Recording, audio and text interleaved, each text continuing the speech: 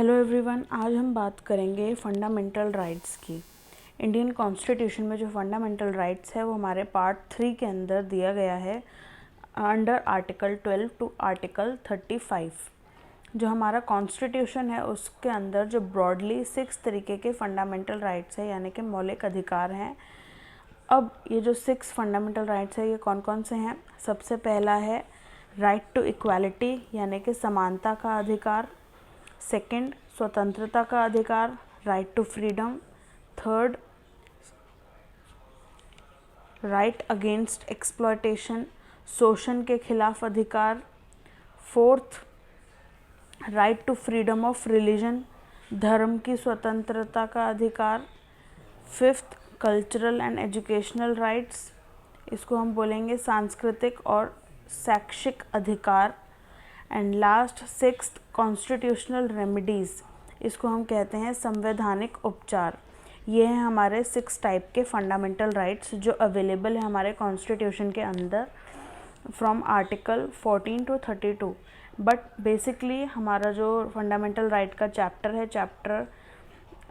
Part 3 of the constitution, ये start होता है आर्टिकल 12 से, आर्टिकल 12 टू 35।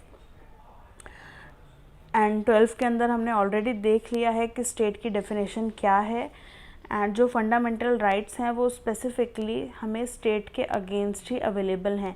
स्टेट जो है एक पर्सन के फंडामेंटल राइट्स को वायलेट नहीं कर सकती है, इन्फ्रिंज नहीं कर सकती है। तो फंडामेंटल राइट्स जो है वो बहुत ज़्यादा इम्पॉर्टेंट है। इंडिया का जो कॉन्स्टिट्यूशन है उसमें फंडामेंटल राइट्स को बहुत ही ज़्यादा एक्सटेंसिव रूप में इलेबोरेट किया गया है। इतना और भी किसी देश के कॉन्स्टिट्यूशन में, वो भी अगर किसी भी और देश का अगर रिटन कॉन्स्टिट्यूशन है तो उसके अंदर जैसे इंडिया के अंदर इलेबोरेट किया गया है वैसा इलेबोरेट नहीं किया गया है। तो फंडामेंटल राइट का अधिकार जो है वो सरकार को भी एक तरीके से सीमित कर रहा है कि आप लोगों के इन अधिकारों को वायलेट नहीं कर सकते। सरकार जो है वो अपनी आर्बिट्रेरी पावर को यूज़ करके उनके बेसिक राइट्स को वायलेट नहीं कर सकती हैं। तो जो हमारे फंडामेंटल राइट्स हैं वो कुछ ऐसे बेसिक राइट्स हैं जो इंडिविजुअल के अंदर इनहेरेंट हैं।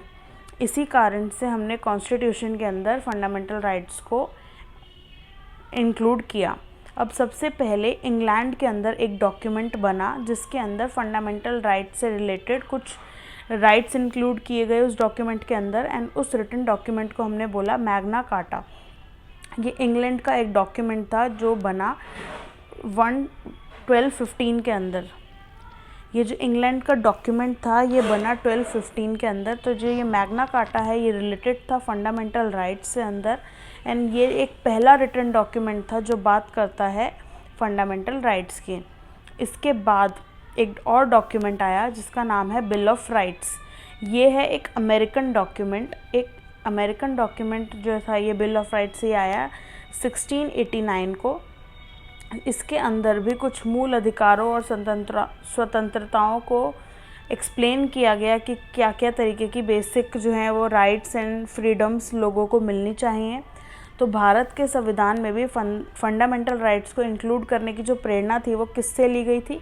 वो बिल ऑफ राइट्स से ली गई थी। तो अमेरिकन कॉन्स्टिट्यूशन से, अमेरिकन जो कॉन्सेप्ट था बिल ऑफ राइट्स का, वहाँ से फंडामेंटल राइट्स को बनाने का या इंक्लूड करने की प्रेरणा ली गई थी। अब संविधान के अंदर जो फंडामेंटल राइट्स हैं वो कैसे हैं? वो नेचुरल है, इनएलिनिएबल है। अब हम अपने अधिकारों को त्याग नहीं सकते हैं, हम किसी और को दे नहीं सकते हैं। ये नेचुरल है हमारे अंदर, हमारे से एकदम जुड़े हुए हैं, ये डिटैच नहीं किए जा सकते किसी एक व्यक्ति से। अब जब हमारा कॉन्स्टिट्यूशन है उसके अंदर फंडामेंटल राइट को इंसर्ट किया गया था तब ये 7 फंडामेंटल राइट्स थे टोटल।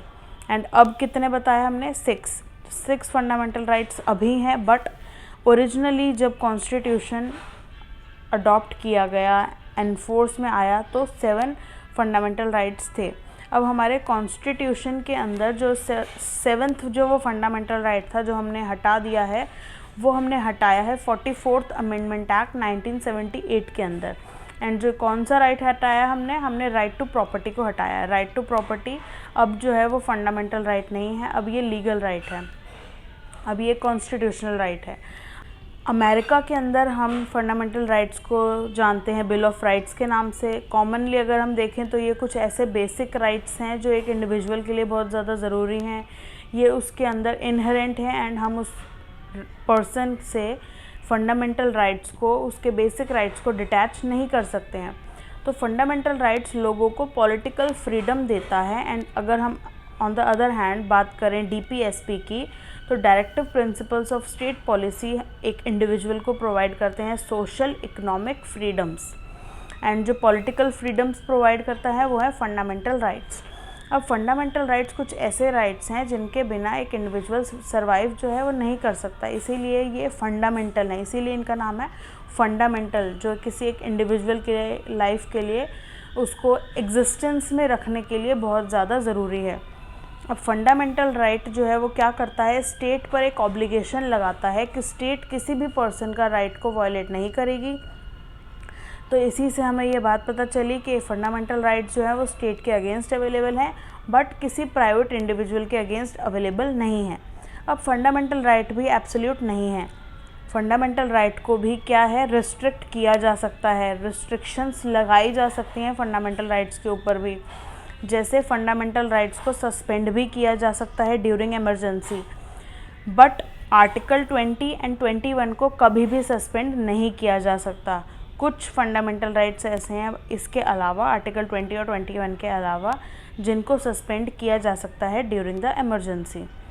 तो ये हैं कुछ बेसिक चीज़ें जो फंडामेंटल राइट्स से रिलेटेड ज़रूरी हैं।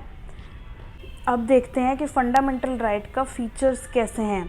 फंडामेंटल राइट्स जो हैं वो प्रोटेक्ट किए गए हैं under the constitution of India, and जो हमारा कॉन्स्टिट्यूशन है जैसे कि ये सुप्रीम लॉ माना जाता है, तो इसके अंदर जो हमारे फंडामेंटल राइट्स दिए गए हैं तो उनको भी हम बहुत इम्पॉर्टेंट मानेंगे इसी रीज़न से। एंड अदर लॉज के अंदर जो भी राइट दिए गए हैं हम उनको ऑर्डिनरी लीगल राइट्स के नाम से जानते हैं, एंड जो कॉन्स्टिट्यूशन के अंदर दिए गए हैं वो फंडामेंटल राइट्स हैं जो बहुत ही इम्पॉर्टेंट है एक इंडिविजुअल के एग्जिस्टेंस के लिए। एंड कुछ फंडामेंटल राइट्स ऐसे हैं जो सिटीजन्स पर ही अप्लाई होते हैं, एंड कुछ ऐसे हैं जो सिटीजन्स एंड नॉन सिटीजन्स कोई भी हो ये फ़र्क नहीं पड़ता, वो सब पर अप्लाई होते हैं। सेकेंड इम्पॉर्टेंट पॉइंट कि फंडामेंटल राइट्स जो है वो एब्सोल्यूट नहीं है, तो इसके ऊपर रिस्ट्रिक्शंस भी लगाई जा सकती हैं। पार्लियामेंट जो है किसी भी फंडामेंटल राइट को कर्टेल कर सकती है एंड इम्पोज कर सकती हैं reasonable restrictions. Unreasonable restrictions impose नहीं कर सकती हैं, यानी कि जो पार्लियामेंट है वो अपनी पावर को आर्बिट्रेरी यूज़ नहीं कर सकती हैं। अब जो ये राइट्स हैं ये जस्टिशेबल हैं। अब राइट प्रोवाइड करवाना ही सिर्फ ये पर्पस फुलफ़िल नहीं करेगा। आपने राइट तो दे दिया बट उसका राइट का वायलेशन पर उस पर्सन को कोई भी रेमेडी नहीं मिल रही है, तो ये सही नहीं होगा। तो इसीलिए जो राइट्स हैं ये जस्टिशेबल हैं। राइट्स जस्टिशेबल का मतलब किसी भी पर्सन का राइट अगर वायलेट होता है तो वो कोर्ट के अंदर जाके डायरेक्टली सुप्रीम कोर्ट में भी जाके अपने राइट के वायलेशन के लिए अपने इन्फोर्स करा सकता है उस फंडामेंटल राइट को जिसका वायलेशन हुआ है। तो कौन जाएगा? अग्रीव्ड पार्टी जाएगी एंड सुप्रीम कोर्ट के अंदर under article 32 of the constitution. Fourth point कि जो फंडामेंटल राइट्स हैं उसका सस्पेंशन किया जा सकता है during the emergency except article 20 and article 21। Article 20 and 21 को कभी सस्पेंड नहीं किया जा सकता। फर्दर जो आर्टिकल 19 है उसको सस्पेंड किया जा सकता है only when there is an external emergency, war और एक्सटर्नल अग्रेशन। आर्टिकल 19 को कब कब सस्पेंड किया जा सकता है? सस्पेंड किया जा सकता है जब कोई भी एक्सटर्नल इमरजेंसी हो, वॉर लाइक सिचुएशन हो या एक्सटर्नल एग्रेशन हो। सिर्फ आर्म रेबेलियन पर या इंटरनल इमरजेंसी है तो उस पर आर्टिकल 19 को रिस्ट्रिक्ट नहीं करेंगे हम, उसको सस्पेंड नहीं करेंगे हम। नेक्स्ट है रिस्ट्रिक्शंस ऑफ लॉ। जो फंडामेंटल राइट्स है उसके एप्लीकेशन को रिस्ट्रिक्ट किया जा सकता है पार्लियामेंट के द्वारा।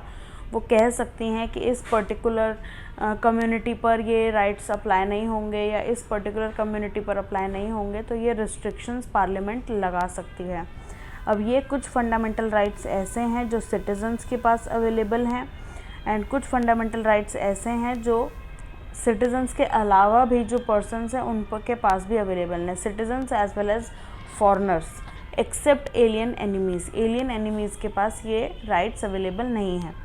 तो equality before the law, protection in respect of conviction for offences, protection of personal life and liberty, right to elementary education, protection against arrest and detention in certain cases, prohibition of human trafficking and forced labor, prohibition of employment of children in factories, freedom of conscience and free profession, practice and propagation of religion, freedom to manage religious affairs, freedom from payment of taxes for promotion of any religion, freedom from attending religious institution or worship in certain education institutions। ये सारे ही right हर individual के पास available हैं।